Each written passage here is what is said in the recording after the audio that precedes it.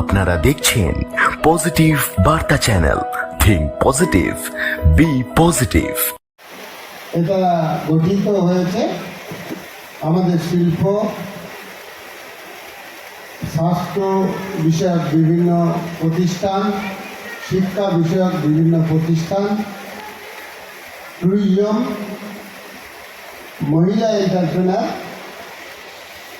আদিবাসী development total promote করা এবং encourage করা বিভিন্ন সংস্থাকে এগুলিকে প্রমোটের মাধ্যমে আমাদের যে সমস্ত শিক্ষিত বেকার তেনাদের ডিজিটালি এই ইনস্টিটিউটগুলিকে প্রমোট করে অর্থনৈতিক ইনকামের একটা সুনির্দিষ্ট রূপরেখা তৈরি পজিটিভ বার্তার মাধ্যমে আছে, যেটি আমরা সিটিএ বলছি, কল টু অ্যাকশন।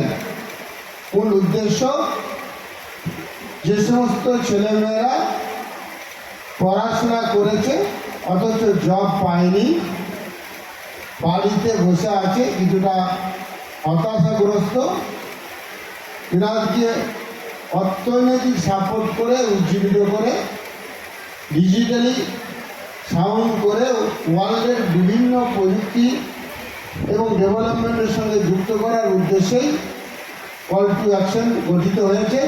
একাধারে বেকার সমস্যার সমাধান হবে, আর শিল্প, শিক্ষা, স্বাস্থ্য, ট্যুরিজম প্রমোটের মধ্য দিয়ে এই সকল প্রতিষ্ঠানগুলি অর্থনৈতিক দিক থেকে লাভবান হবে এবং পজিটিভ একটা ভাইব বা মেন্টালিটি তৈরি হবে। আপনারা জানেন ইতিমধ্যেই পজিটিভ বার্তা নামক একটি চ্যানেল 4টি রাজ্যে পশ্চিমবঙ্গে দেখা যাচ্ছে। পাশাপাশি পজিটিভ বার্তাকে কেন্দ্র করে সিটিএ সহ আরও কতগুলি প্রকল্প গ্রহণ করেছেন আমাদের সম্মানীয় সাহেব। আপনারা নিশ্চয়ই জানেন যে তিনি একজন অভিজ্ঞ দক্ষ মানুষ। ঠিক এই রকম সময়ে পজিটিভ বার্তার কথা ভাবলেন কেন? আমরা বিবর্তনের হাত ধরে একটা সময়ের অভিমুখে এগিয়ে চলেছি।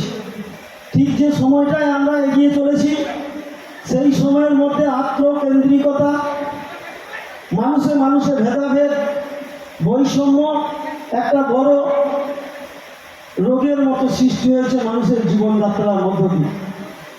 ঠিক এই সময়ে খুব প্রয়োজন এবং প্রাসঙ্গিক হয়ে পড়েছে পজিটিভ বার্তা ভাবনা, যে ভাবনা আমাদের আগামী পৃথিবীকে আরও সুন্দর করে তুলবে। এবং তার সহযোগী হিসাবে তিনি কাদের কাজে লাগিয়েছেন না, West Bengal media forum. West Bengal media forum হচ্ছে এই রাজ্যের বুকে সাংবাদিক, ডিজিটাল মিডিয়ার সাংবাদিক দ্বারা প্রত্যেকটি ঘটনাস্থলে বা অকুস্থলে গিয়ে দৈনিক ঘটনা প্রবাহগুলোকে সংগ্রহ করে আপনাদের কাছে তুলে ধরে। আর আপনারা জানতে পারেন যে প্রত্যন্ত গ্রাম থেকে শুরু করে আজকের দিনে কি ঘটনা ঘটছে।